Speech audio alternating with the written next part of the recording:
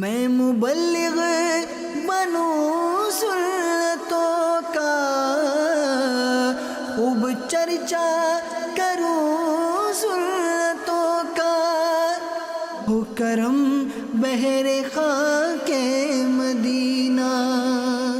الحمد للہ رب العالمین والصلاة والسلام علی سید المرسلین، اما بعد فاعوذ باللہ من الشیطان الرجیم، بسم اللہ الرحمن الرحیم۔ الصلاة والسلام علیک یا رسول اللہ وعلی آلک واصحابک یا حبیب اللہ۔ الصلاة والسلام علیک یا نبی اللہ وَعَلَىٰ آلِكَ وَأَصْحَابِكَ يَا نور اللہ۔ اللہ پاک کے سب سے آخری نبی رسول ہاشمی صلی اللہ علیہ وآلہ وسلم کا فرمان ہے، بے شک تمہارے نام مع شناخت مجھ پر پیش کیے جاتے ہیں، لہٰذا مجھ پر احسن یعنی بہترین الفاظ میں شوق اور محبت کے ساتھ درود پاک پڑھو۔ صلو علی الحبیب صلی اللہ تعالی علی محمد۔ قال اللہ تبارک و تعالی فی القرآن الکریم، اللہ پاک قرآن کریم میں ارشاد فرماتا ہے، من کان یرید العزت فللہ العزت جمیعا، صدق اللہ العظیم و صدق رسولہ النبی الکریم صلی اللہ علیہ وآلہ وسلم۔ ترجمہ کنز العرفان، جو عزت کا طلبگار ہو، جو عزت کا طلبگار ہو تو ساری عزت اللہ ہی کے پاس ہے۔ پیارے پیارے اسلام بھائی اور مدنی چینل کے ناظرین، عزت ہمارے معاشرتی رویوں کی ایک اہم ترین اولین بنیاد ہے۔ یعنی ہم اپنی زندگی پر غور کریں، جو ہم زندگی میں فیصلے کر رہے ہوتے ہیں تو وہ عزت ہی کی بنیاد پر ہو رہے ہوتے ہیں۔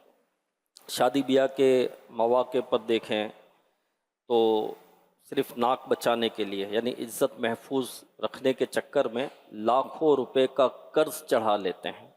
اب شادی کرنی ہے تو لاکھوں لاکھ روپیہ خرچ کرنا ہے۔ شادیاں آج کل تو آسان نہیں ہیں، جہیز میں یہ بھی دینا ہے تو کھلانا یہ ہے، تو اس نے جو ہے وہ 15 ڈشیں کی تھی تو بھائی ہم 16 ڈشیں تو کریں، اب 16 ڈشوں کے پیسے ہی نہیں تو کہاں سے کرو گے؟ تو پھر قرض لینا پڑتا ہے۔ کیوں قرض لینا ہے؟ کیا لوگ کیا کہیں گے، لوگ کیا کہیں گے، بدنامی ہو جائے گی، بدنامی ہو جائے گی، ہم یہ کہتے ہیں نا۔ اب اس میں کیا ہوتا ہے کہ سود کا بھی لین دین معاذ اللہ استغفر اللہ کرنا پڑتا ہے۔ اب شادی کرنی تو سود پر پیسہ، ویسے پیسہ کوئی دے نہیں رہا، قرض کون دیتا ہے؟ ہر ایک کو ہر ایک قرض نہیں دیتا، پھر وہ مجبوراً وہ یا مطلب جو بھی کہہ لو وہ سود پر جو ہے وہ معاذ اللہ جو ہے وہ قرضہ لیتے ہیں، اور ابھی ان کے پاس یہ کرنے کے لیے پیسہ نہیں ہے، اب سود اتارنے کا پیسہ کہاں سے لاؤ گے؟ تو گناہ تو ہے اور سخت گناہ ہے یہ، ٹھیک ہے، لیکن آپ یہ بھی تو سوچو نا، ایک کامن سینس بھی تو ہے نا انسان کے پاس کہ ابھی میرے پاس یہ کرنے کے لیے خرچ نہیں ہے، اب یہ بھی اتارنا ہے، پھر سود کا جو چڑھ رہا ہے وہ بھی اتارنا ہے، اور گناہ الگ، اللہ سے جنگ الگ، معاذ اللہ۔ تو یہ آدمی ترقی نہیں کر سکتا، لیکن ہم یہاں پر اس کو عزت سمجھ رہے ہوتے ہیں کہ یار بس کسی نہ کسی طرح یہ کام نمٹاؤ تاکہ جو ہے وہ عزت رہ جائے، ہماری عزت رہ جائے لوگوں کی نظروں میں۔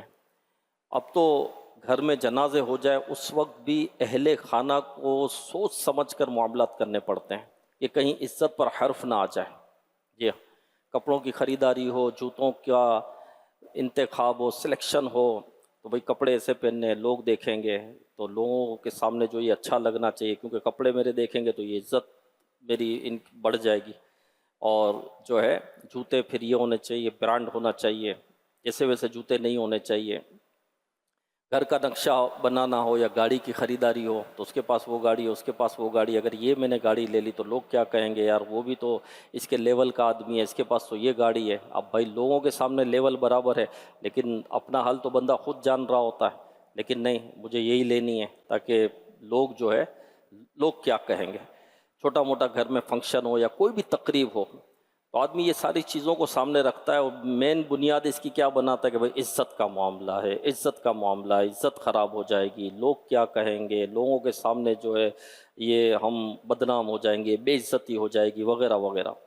ہمارے یہاں بعض لوگوں کو سوشل انزائٹی یعنی لوگوں کے سامنے عزت خراب ہونے کا خوف بھی ہوتا ہے. جو بھی میں بات عرض کر رہا تھا، ان کے آنے پر کھڑے ہو کر سلام نہ کیا جائے تو ناراض ہو جاتے ہیں کہ میں آیا تو مجھے سلام کیوں نہیں کیا گیا، میری عزت خراب ہو گئی، میری بے عزتی ہو گئی، میرے آنے پر مجھے سلام تو کرنا چاہیے، مجھے رسپانس تو کرنا چاہیے، مجھے مان تو دینا چاہیے، مجھے مان کیوں نہیں دیا گیا، میری بے عزتی ہو گئی. اس کو یہ بے عزتی خیال کرتے ہو، ناراض ہو جاتے ہیں. فنکشن وغیرہ ہو، بھرپور اہتمام کے ساتھ دعوت نہ دی جائے تو ناراض ہو جاتے ہیں کہ بھائی دعوت نہیں دی، پورے گھر کو دعوت نہیں دی، ہماری بے عزتی ہو گئی، پورے گھر کو تو دعوت دیتے بھائی، آ کر دعوت دیتے نا، واٹس اپ کر دیا، آ کر دعوت دینی چاہیے، فون کر دیا، صرف فون پر ہمیں بتا دیا، آئے کیوں نہیں، یہ میری بے عزتی ہے، اس میں میری عزت نہیں ہے، میرے گھر پر آؤ، میرے گھر پر آ کر بیٹھ کر مجھے دعوت دو. کسی جگہ پر گئے تو کوئی بیٹھنے کی جگہ نہیں ملی تو میرے لیے جگہ کیوں نہیں بنائی گئی، جگہ کشادہ کیوں نہیں گئی، میرے لیے بہترین کرسی کیوں نہیں رکھی گئی، اس کو تو اس پر بٹھایا تھا، مجھے کیوں نہیں بٹھایا گیا، یہ تو میری بے عزتی ہو گئی. بندہ اس کو بے عزتی سمجھ رہا ہوتا ہے. گھر پر آنے پر اچھا کھانا ملنا چاہیے، میری اچھی مہمان نوازی ہونی چاہیے، اچھا کھانا اس نے کیوں نہیں کھلایا، بھائی اس کے بعد اچھا کھانا نہیں، اس کے حالات ایسے نہیں ہیں، اس نے کھلا دیا، اللہ کا شکر کر اور اس کا بھی شکریہ ادا کر. نہیں، میری بے عزتی ہو گئی، مجھے تو اچھا کھانا کھلانا چاہیے، مجھے تو اچھے القاب سے پکارنا چاہیے، میرے القاب نہیں لیے گئے، میری تعریف نہیں کی گئی، یہ تو میری بے عزتی ہو گئی، وغیرہ وغیرہ. تو اس طرح کے جو ہے بندہ خیالات اس کے ذہن میں آتے ہیں اور ان چیزوں کو بندہ عزت سمجھ رہا ہوتا ہے. یعنی مجھے مان دیا جائے، مجھے اہمیت دی جائے، مجھے جو ہے مجھ سے مشورہ کیا جائے، مجھ سے پوچھے بغیر کوئی کام نہ کیا جائے، میں آؤں تو جو ہے کھڑے ہو جاؤ، میں آؤں تو مطلب یوں ہونا چاہیے، وغیرہ وغیرہ. اور اس طرح کا نہ کیا جائے تو آدمی اس کو بے عزتی تصور کرتا ہے.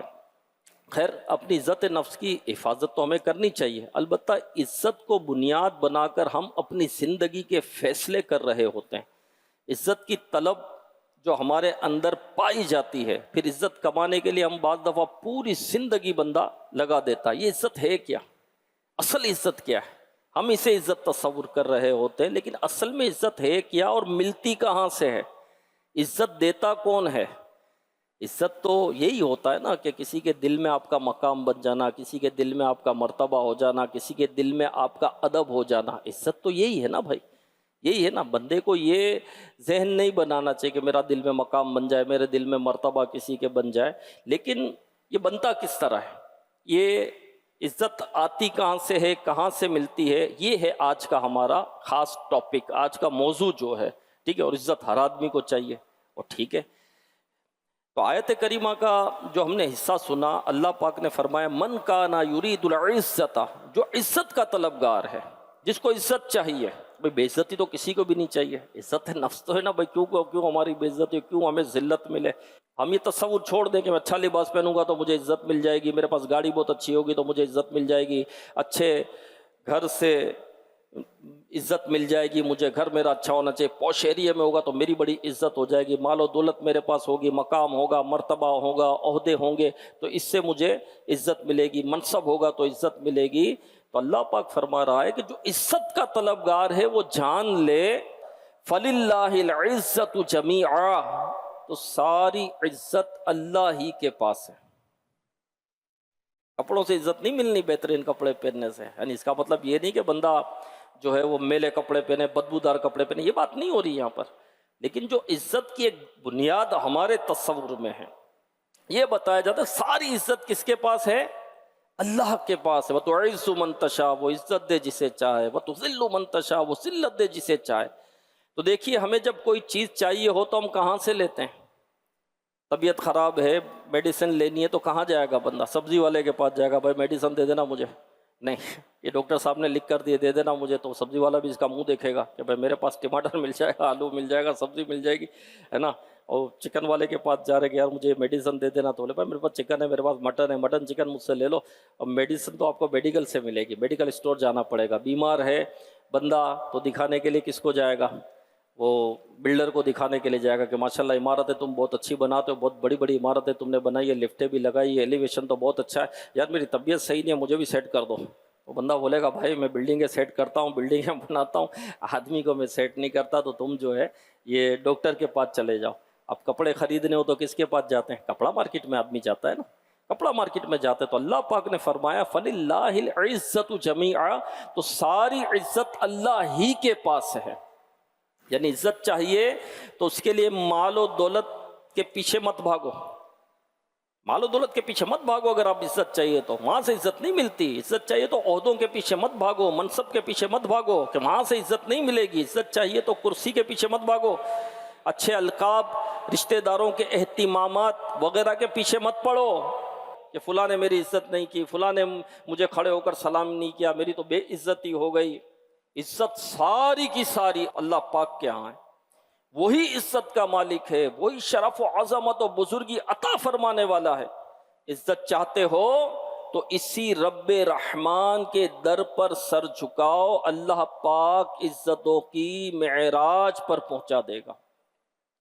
بڑی خوبصورت آیت کریمہ ہے اور بار بار ہمیں پڑھنی چاہیے، سمجھنا بھی چاہیے.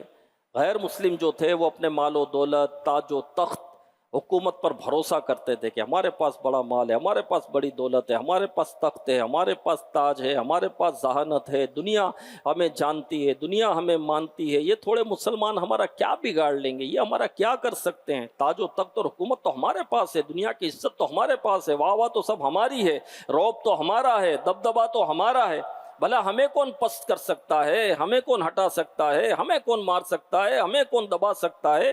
اللہ پاک نے اپنے محبوب کریم صلی اللہ علیہ وسلم سے فرمایا قل، کہہ دو، قل کہہ دو، یعنی یوں عرض کرو سبحان اللہ. اپنی تعریف اللہ پاک نے اپنے محبوب صلی اللہ علیہ وسلم کی زبان مبارک سے کروائی، زبان پاک سے کروائی. قل کہہ دو. خیر اللہ پاک نے اپنے محبوب سے فرمایا کہیے اللہم مالک الملک تؤتی الملک من تشاء وتنزع الملک ممن تشاء.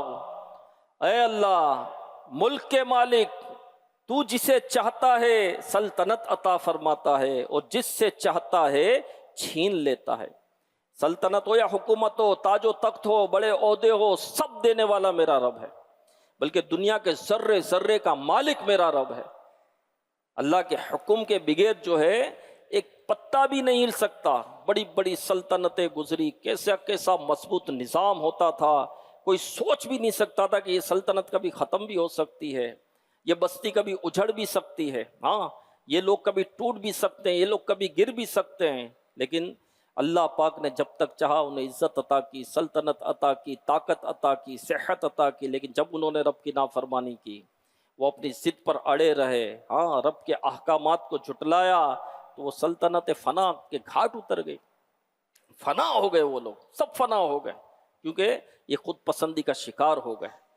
یہ طاقت کو، ان عہدوں کو، ان منصب کو یہ اپنا کمال سمجھنے لگے، رب کی عطا نہیں سمجھی انہوں نے، اور اس کو سوال نہیں لگ سکتا. یہ تکبر میں مبتلا ہو گئے، یہ خود پسندی میں مبتلا ہو گئے.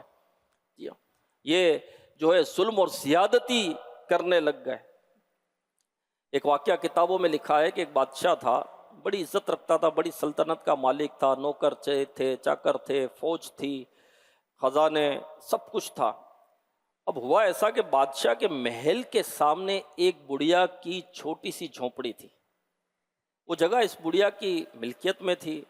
ظاہر عالیشان محل، اتنا خوبصورت محل، اتنا بڑا محل، ایسا ایلیویشن، اور بادشاہ کا محل، اور سامنے چھوٹی سی جھونپڑی.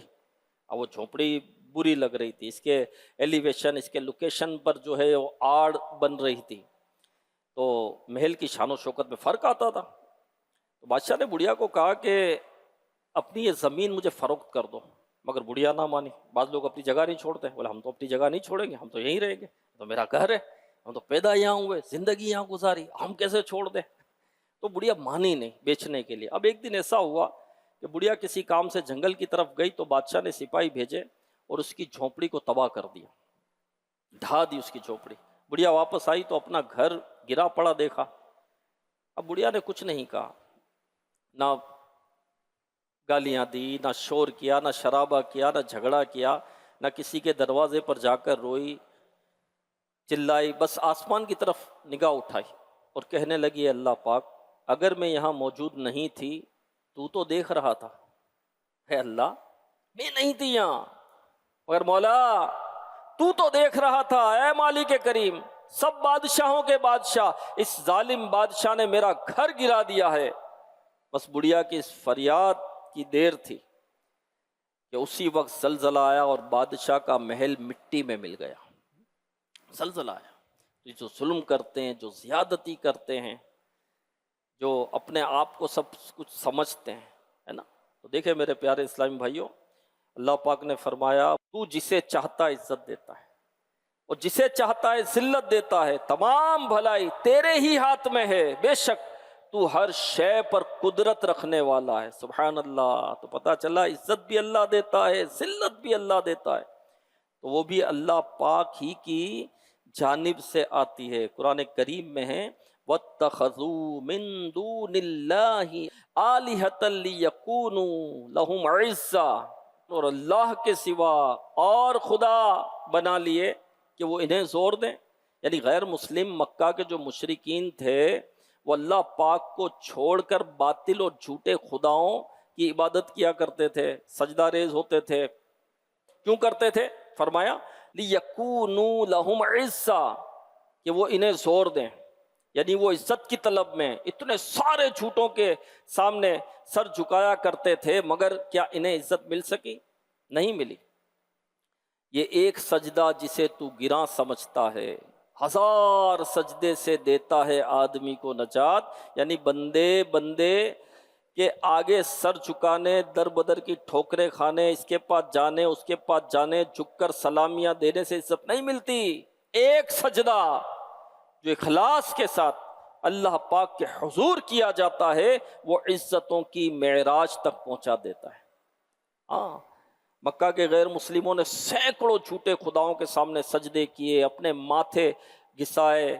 ان پتھروں کے مجسموں کی وجہ سے پیارے آقا صلی اللہ علیہ وسلم کی شان میں گستاخیاں کی. میرے آقا علیہ الصلوۃ والسلام پر پتھر برسائے، پھبتیاں کسی، راہ میں کانٹے بچھائے، ظلم و ستم کے پہاڑ توڑ دیے، یہاں تک کہ مسلمانوں کو بھی ہجرت کرنی پڑ گئی. آخر کیا ہوا؟ کیا ان کو عزت مل گئی؟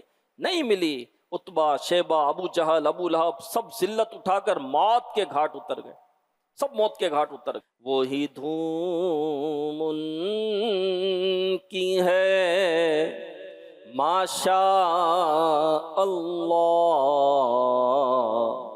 مٹ گئے آپ مٹانے والے، مٹ گئے آپ مٹانے والے. ابو لہب کے ساتھ کیا ہوا؟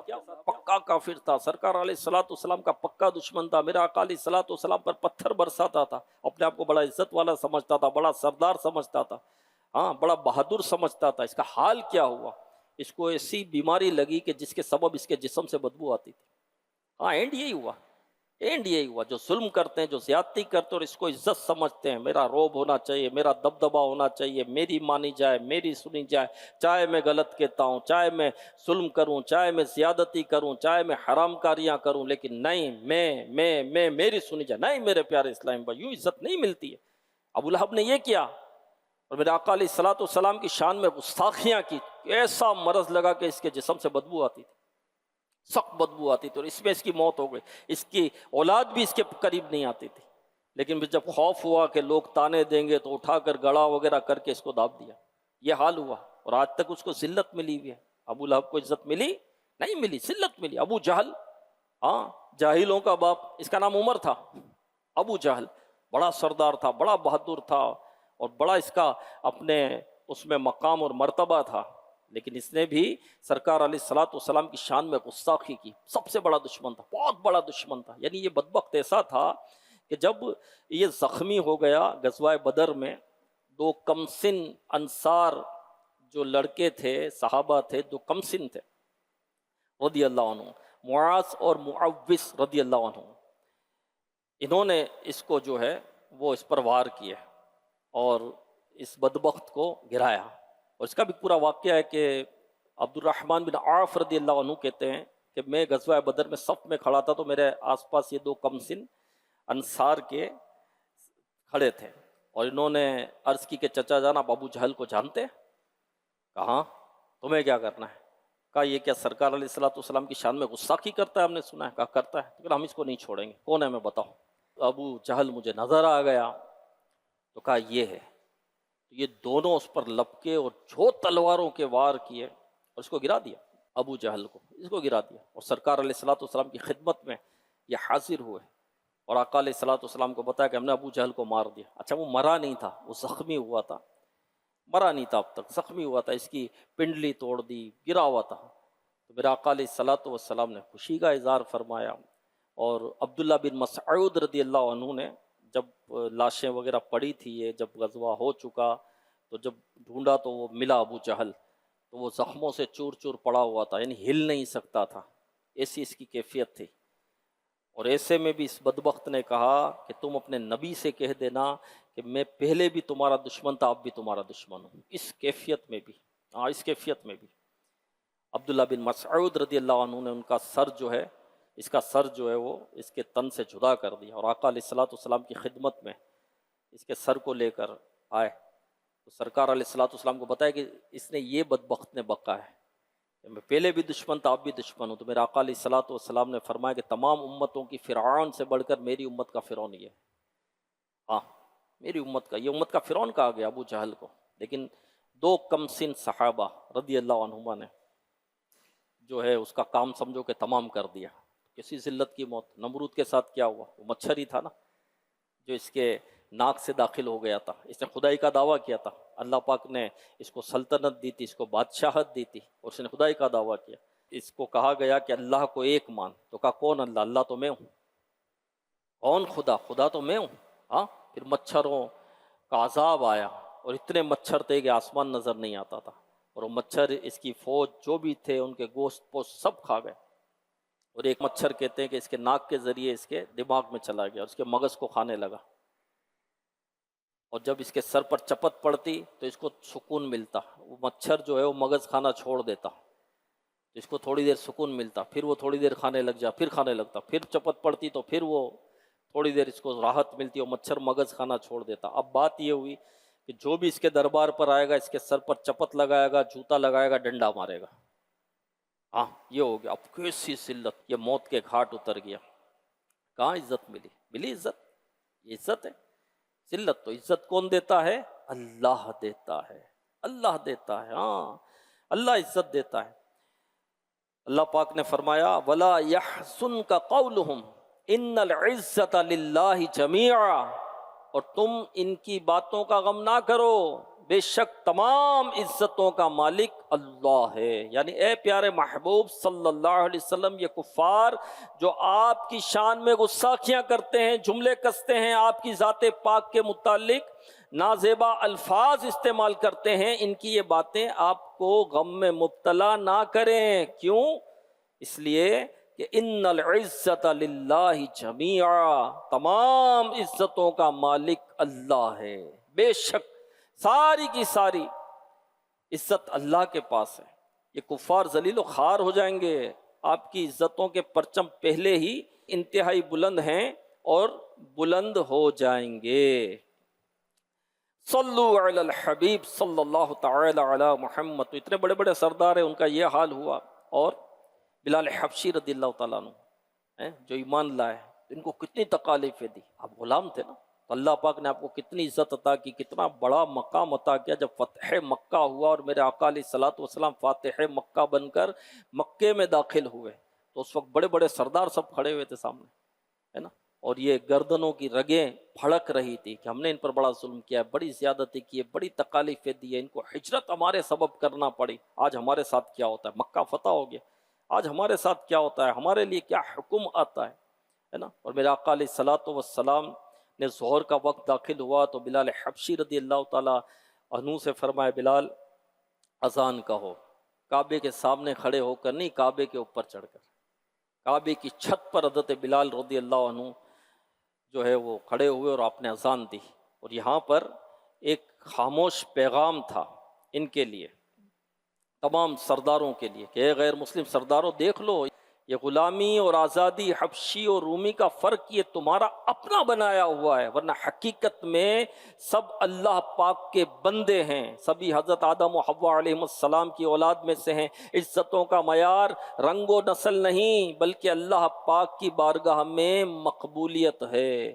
جو اللہ پاک کی بارگاہ کا مقبول ہو، جو دامن مصطفیٰ صلی اللہ علیہ وسلم سے لپٹ جائے، چاہے نسلی اعتبار سے حبشی ہی کیوں نہ ہو، اللہ اور رسول اسے ایسی عزت سے نوازتے ہیں کہ بڑے بڑے سردار بھی ان کو عظمت کی ٹوپی سنبھال کر چہرے اٹھا کر دیکھتے ہیں۔ دامن مصطفیٰ سے جو لپٹا یگانہ ہو گیا، جس کے حضور ہو گئے اس کا زمانہ ہو گیا۔ تو حضرت بلال حبشی رضی اللہ عنہ نے کعبے کی چھت پر چڑھ کر آپ نے اذان دی۔ اللہ پاک نے کتنی عزتوں سے آپ کو نوازا۔ تو عزت پانے کا طریقہ کیا ہے؟ عزت پانے کا طریقہ کیا ہے میرے پیارے اسلام؟ اللہ پاک پارہ 17 سورہ حج آیت 18 میں ارشاد فرماتا ہے، وَمَن يُهِنِ اللَّهُ فَمَا لَهُ مِن مُكْرِمٍ، ترجمہ کنز العرفان، اور جسے اللہ ذلیل کرے تو اسے کوئی عزت دینے والا نہیں ہے۔ تفسیر صراط الجنان میں اس آیت کے تحت ہے، معلوم ہوا کہ عزت و ناموری کسی قوم یا فرد کی میراث نہیں ہے کہ کوئی بندہ چاہے کیسے ہی سیاہ کام کرتا رہے، کیسے ہی برے اعمال کرتا رہے، گناہوں بھرے اعمال کرے، اللہ پاک کی نافرمانیاں کرتا رہے، اس کے باوجود وہ عزت کے ساتھ ہی زندگی گزارے۔ نہیں، ایسا نہیں ہے، بلکہ جو اپنے اخلاق و کردار سے، نیک اعمال سے، خیر خواہی اور ہمدردی سے اپنے آپ کو عزت کا حقدار ثابت کرتا ہے، اللہ پاک اسے بھی عزت دیتا ہے۔ اور جو مسلسل نافرمانیوں میں مبتلا رہتا ہے وہ ذلت کے گہرے گڑھے میں گرا دیا جاتا ہے۔ تو پتہ چلا ساری کی ساری عزت جو ہے وہ اللہ پاک کے ہاں ہے، اور وہاں سے ملتی ہے گناہ چھوڑ کر، اللہ پاک کی فرما برداری اختیار کر کے، تقوی اپنا کر عزت ملتی ہے۔ نافرمانی سے عزت نہیں ملتی، گناہوں سے عزت نہیں ملتی میرے پیارے اسلامی بھائیوں۔ تو اللہ پاک ہمیں اپنی نافرمانی سے محفوظ فرمائیں۔ تو اللہ کے نزدیک عزت والا کون ہے؟ ان اکرمکم عند اللہ اتقاکم، اللہ کے نزدیک عزت والا وہ ہے جو متقی ہے، جو تقوی والا ہے، جو پرہیزگار ہے۔ تقوی کیا ہے؟ بڑے سے بڑے اور چھوٹے سے چھوٹے گناہ سے بچنا، گناہ سے بچنا ہے میرے پیارے اسلامی بھائی، مین یہی ہے۔ جو گناہ سے بچتا ہے، رب کی نافرمانی سے بچتا ہے، اللہ پاک کی فرما برداری کرتا ہے، عبادت کرتا ہے، ریاضت کرتا ہے، جس کے اندر اخلاص ہو، اللہ پاک اسے عزت عطا فرماتا ہے۔ ہاں، اور متقیوں کے اوصاف میں سے یہ وصف قرآن میں بیان ہوا، معاف کرنے والے۔ یہاں کہتے ہیں نا معاف نہیں کرنا، یار ہماری بے عزتی ہو جائے گی، ہمارے ساتھ یہ ہو گیا، اس نے یہ کیا، معاف نہیں کریں گے، نہیں چھوڑیں گے، نہیں چھوڑیں گے۔ کیوں نہیں چھوڑیں گے بھائی؟ وجہ کیا ہے؟ اس نے ہمارے ساتھ ایسا کیا، وجہ کیا ہے نہ چھوڑنے کی؟ بتا، ہم بھی ماریں گے، ہم بھی نہیں چھوڑیں گے، ہم بھی جائیں گے، اس کے گھر میں گھس کر ماریں گے، اس کو نکال کر ماریں گے۔ کیوں بھائی؟ بھائی بے عزتی ہو گئی ہماری بے عزتی ہو گئی۔ کیسے بے عزتی ہو گئی تمہاری؟ بھائی اس نے یہ کہہ دیا ہم کو، اس نے یہ کر دیا ہم کو، تو بھائی معاف کر دو، معاف کرو۔ معاف کرنے سے عزت بڑھتی ہے۔ آپ معاف کرو گے تو عزت بڑھے گی کہ نہیں بڑھے گی؟ آپ بتائیں نا یار، کسی سے غلطی ہو گئی، انسان ہے، انسان سے غلطی تو ہو ہی جاتی ہے نا، انسان ہے نا، فرشتہ تو ہے نہیں، معصوم تو ہے ہی نہیں، گناہ ہو جاتا ہے، غلطی ہو جاتی ہے، انسان سے خطا ہو جاتی ہے، انسان غلطی تو کرتا ہے نا۔ آپ مجھے بتائیں کہ زندگی میں آپ سے مجھ سے کوئی غلطی نہیں ہوئی؟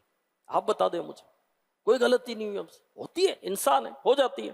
اب ہو گئی غلطی تو معاف کر دیں، ہو گئی غلطی تو معاف کر دیں، معاف کرو، معاف کیے جاؤ گے، رحم کرو، رحم کیے جاؤ گے۔ معاف کرنے والے کی عزت بڑھتی ہے، ہم بولے معاف نہیں کریں گے۔ فار ایگزامپل کسی سے کوئی غلطی ہو گئی اور آپ دیکھ رہے ہیں کہ اس سے یہ غلطی ہو گئی، دوسرا اس کو جھاڑ رہا ہے، اس کو لتاڑ رہا ہے، اس کو ڈانٹ رہا ہے، آپ کے دل میں اس کی محبت بڑھے گی؟ بڑھے گی محبت؟ یہ بڑا ڈانٹ رہا ہے یار، آپ کے دل میں اس کی عزت بڑھ گئی۔ اس نے یہ غلطی کی، اس نے ہاتھ رکھ دیا اس کو چہرے پر، آپ کے دل میں اس کی عزت بڑھ گئی؟ ایسا ہوتا ہے؟ بلکہ وہ کہے گا چلو یار چھوڑو یار، کوئی بات نہیں، معاف کیا، اب چھوڑو یار۔ تو آپ بولے یار بڑا اچھا آدمی ہے یار، بڑا اچھا آدمی ہے یار، معاف کر دیتا ہے یار، اس نے ایسا کیا اور اس نے معاف کر دیا۔ بولے کوئی بات نہیں، بڑی بات ہے یار، کمال ہو گیا یار، کمال ہو گیا۔ ایک بزرگ رحمت اللہ علیہ کہیں جا رہے تھے تو ایک نوجوان ساتھ ساتھ چل رہا تھا، حاسد تھا، آپ سے حسد کر رہا تھا، تو معاذ اللہ وہ گالیاں دینے لگا آپ کو۔ حاسد تھا، دشمن تھا، گالیاں دے رہا ہے، گالیاں دے رہا ہے، آپ چل رہے ہیں، وہ گالیاں دے رہا ہے۔ ایک جگہ آپ ٹھہر گئے اور کہا کہ دیکھو آگے جتنا آپ کو برا بھلا کہنا ہے یہاں کہہ دو مجھے، کیونکہ آگے جو ہے وہ میری بستی شروع ہو رہی ہے اور میرے جاننے والے، مجھ سے عقیدت رکھنے والے لوگ ہیں، اگر ان کے سامنے تم نے مجھے برا بھلا کہا نا تو وہ تمہیں ماریں گے، تو میں نہیں چاہتا کہ میری وجہ سے تم کو مار پڑے۔ تو جتنا برا بھلا کہنا یہی کہہ لو. اب یہ کیسی سوچ تھی؟ اب آپ بتائیں ان بزرگ سے عزت بڑھی کہ نہیں بڑھی؟ دل میں عزت بڑھی کہ نہیں بڑھی ان کی؟ یار وہ برا کہہ رہے، برا بھلا کہہ رہا ہے، پھپتیاں کس رہا ہے، معاذ اللہ گالیاں دے رہا ہے، اور اس کے ساتھ بھی جو ہے وہ نرمی کی جا رہی ہے، اس کے ساتھ بھی نرمی کی جا رہی ہے. سیدنا عثمان حیری رحمۃ اللہ علیہ کی کسی نے دعوت کی، وہ بھی حاسد تھا، وہ بھی دشمن تھا، دعوت کی، آپ تشریف لے گئے. جیسے ہی تشریف لے گئے تو کہا بھائی کھانا ختم ہو گیا، کھانا ختم ہو گیا. اب میں بولا بے عزتی ہو گئی میری یار، کھانا ختم ہو گیا، دعوت پہ کیوں بلایا تھا؟ آپ واپس سب تشریف بولا اچھا کوئی بات نہیں، جانے لگے. گئے تو پھر وہ بلا کر لایا، بولا حضور میں مذاق کر رہا تھا، کھانا ہے آ جائیں. آپ پھر آ گئے، دروازے پر آئے تو کھانا ختم ہو گیا. آپ پھر چلے گئے، پھر پیچھے آیا، بولا حضور بس ہے کھانا ہے آ جائے. آپ پھر آ گئے. اب اس طرح چند ایک مرتبہ ہوا تو وہ شخص کہتا ہے کہ یہ تو ناراض ہی نہیں ہو رہے، یہ تو کچھ بول ہی نہیں رہے، حالانکہ اس کا مقصد تو یہی تھا. یہ کیسے؟ تو کہا کہ اللہ نے آپ کو بڑا صبر دیا ہے، آپ تو بڑے نرم ہیں. تو پھر آپ نے اس سے کہا کہ یار یہ کوئی بڑی بات تو ہے نہیں، اب کتے کو بھی بلاؤ گے تو آ جائے گا، دھتکار ہوگے چلا جائے گا، تو کوئی بڑی بات تو نہیں کی میں نے کچھ. مطلب یہ عاجزی تھی آپ کی، انکساری تھی، یہ آپ کی سوچ تھی. کمال ہو گیا. اور ہم کو کوئی دعوت پہ بلائے اور کھانا رکھا بھی ہو، دعوت میں کھانا کم پڑ گیا کسی کا، او بھائی پوری دنیا میں جھنڈا چڑھائیں گے اس کا، سمجھ لو جو ملے گا. دعوت کی تھی کل، کھانا کم پڑ گیا. ارے بھائی کھانا کم پڑ گیا، خاموش ہو جاؤ یار، تھوڑا کم کھا لو یار. کھانا کم پڑا نہیں، کھانا ضائع تم لوگوں نے اتنا کیا ہے کہ اس کا بیچارے کا پورا ہی نہیں ہو سکا. اس نے تو اپنے حساب سے صحیح بنایا تھا. ہاں جب دعوت ہوتی ہے، کوئی ولیمہ ہوتا ہے، کوئی تقریب آدمی رکھتا ہے، 100 آدمی کو دعوت دیتا ہے تو 125 لوگوں کا پکاتا ہے. وہ پکاتا زیادہ ہی ہے، چند ایک زیادہ ہو گئے تو چلو بھائی ہو جائے گا. لیکن ہم وہاں جو کھانے والے لوگ ہوتے وہ ضائع اتنا کر رہے ہوتے، برباد اتنا کر رہے ہوتے، کھاتے اتنا ہے، پھینکتے اتنا ہے. بوٹیاں اچھی طرح نہیں کھائیں گے، ہڈیوں میں اتنی اتنی بوٹیاں لگی ہوتی اور تھوڑا تھوڑا کر کے یوں پھینک دیتے ہیں. اس سے اس کا کم پڑ جاتا ہے نا. پھر وہ اضافی لوگوں کو ساتھ لے جاتے ہیں. کیوں اضافی لوگوں کو ساتھ لے گئے بھائی؟ آپ کو 2 کو دعوت دی تھی، 2 جاتے ہیں نا. 2 کو دعوت دی، 4 چلے گئے. کیوں 4 چلے گئے؟ تیسرے کو اس لیے کو چلتا ہے کوئی بات نہیں. اب ہر 2 ایک کو ساتھ لے جائیں گے اور اس نے 125 کا کھانا بنایا ہے اور 100 کو اس نے دعوت دی، پہنچ گئے 150 تو کم پڑنا ہی ہے ان کو، تو پڑنا ہی ہے نا. تو پھر ضائع تم نے الگ کیا، اور اتنا اتنا ضائع کیا تم نے کہ کتنے آدمیوں کا تو ضائع کر دیا کھانا. کہتے ہیں کہ دنیا میں 12 ارب لوگوں کا کا اناج جو ہے کھانا یہ میسر آتا ہے دنیا میں. جو ایک ریسرچ ہے، یعنی 8.9 بلین لوگ دنیا میں، 8 ارب 9 کروڑ دنیا کی جو پاپولیشن ہے 8.9 بلین، 8 ارب 9 کروڑ لوگ ہیں. اور کھانا کتنوں کا ہے؟ 12 ارب. کتنوں کا؟ 12 ارب.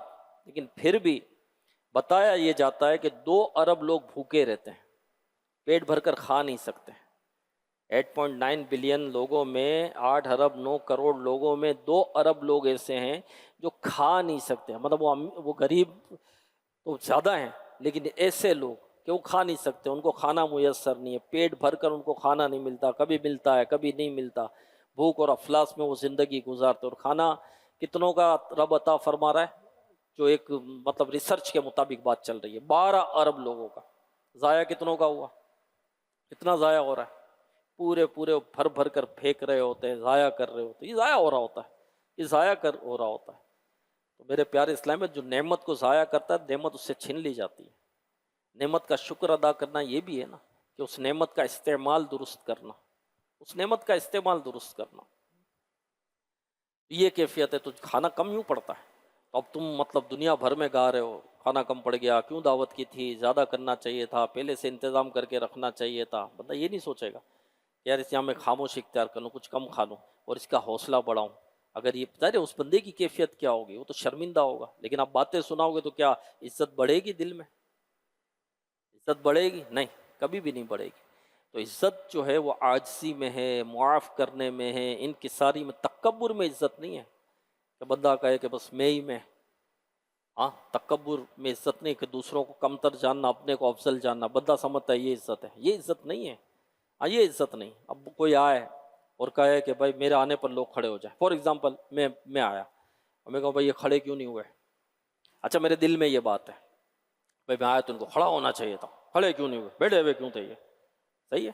اچھا آپ کو نہیں پتا میرے دل میں یہ بات ہے، میں فار ایگزامپل سمجھانے کے لیے بس کر. اچھا آپ کو پتہ چل جائے کہ اس کے دل میں یہ ہے کہ میں آؤں تو لوگ کھڑے ہو جائیں, آپ کے دل میں عزت بڑھے گی کم ہوگی؟ غیر کیسا آدمی ہے یار, ہاں کھڑے ہو جائے چاہتا ہے, کیا ہے بھائی تم کیوں کھڑے ہو جائیں, ہے نا. عزت بڑھے گی یا ذلت بڑھے گی؟ ذلت بڑھے گی. عزت دینے والا کون ہے؟ اللہ ہے. اللہ تو دلوں کے حال کو جانتا ہے, اللہ تو دلوں کے حال کو جانتا ہے نا. عزت دینے والا بھی وہی ہے, تو کہاں سے عزت ملے گی بھائی؟ تو عزت جو ہے وہ معاف کرنے میں ہے, درگزر کرنے میں ہے, عاجزی میں ہے, انکساری میں ہے, نرمی میں ہے, دوسروں کا ادب کرنے میں ہے, دوسروں کی مدد کرنے میں ہے, دوسروں کی پریشانی دور کرنے میں ہے, دوسروں کے غم دور کرنے میں ہے. اللہ کی فرما برداری میں عزت ہے. اللہ کی نافرمانی میں, تکبر میں, بغض میں, کینے میں, گناہ میں عزت نہیں ہے میرے پیارے اسلامی بھائیو. اللہ پاک ہمارے گناہوں کو معاف فرمائے اور ہمیں گناہوں سے بچتے ہوئے نیکیوں والی زندگی گزارنے کی توفیق عطا فرمائے. صلو علی الحبیب صلی اللہ علی محمد. ایک وظیفہ سن لیتے ہیں انشاءاللہ الکریم, کہ ناگہانی موت اور چوری سے حفاظت کا وظیفہ سنیں گے, اور یہ پڑھنا ہے سوتے وقت 21 مرتبہ. جو کوئی سوتے وقت 21 مرتبہ یہ وظیفہ پڑھ لے گا تو انشاءاللہ مال و اسباب چوری سے محفوظ رہیں گے, اور ناگہانی موت سے انشاءاللہ الکریم اس کی حفاظت ہوگی. وظیفہ کیا ہے؟ 21 دفعہ پڑھنا ہے, چوری سے بھی محفوظ اور ناگہانی موت سے بھی حفاظت. 21 مرتبہ پڑھنا ہے. کیا ہے وظیفہ؟ بسم اللہ الرحمن الرحیم. کتنی مرتبہ پڑھنا ہے؟ کب پڑھنا ہے؟ سوتے وقت. بسم اللہ الرحمن الرحیم. پہلے وظیفہ اس لیے میں نے نہیں بتایا کہ میں پہلے فضیلت بتاؤں کہ برکت بتاؤں. چوری سے حفاظت, ناگہانی موت سے حفاظت. بولے یار واہ, چوری سے حفاظت, ناگہانی وظیفہ پتہ نہیں کیا ہوگا, مشکل ہوگا. بسم اللہ الرحمن الرحیم کتنی مرتبہ پڑھنا ہے؟ کب پڑھنا ہے؟ سوتے وقت. تو یہ آپ پڑھیں سوتے وقت, تو انشاءاللہ ناگہانی آفتوں سے, اچانک موت, ناگہانی موت اور دیگر آزمائشوں سے, چوری سے انشاءاللہ حفاظت رہے گی. اللہ پاک عمل کی توفیق عطا فرمائے. آمین بجاہ خاتم النبیین صلی اللہ علیہ وسلم. صلو علی الحبیب صلی اللہ علی محمد. میں مبلغ بنوں سنتوں کا, خوب چرچا کروں سنتوں کا, ہو کرم بہر خاک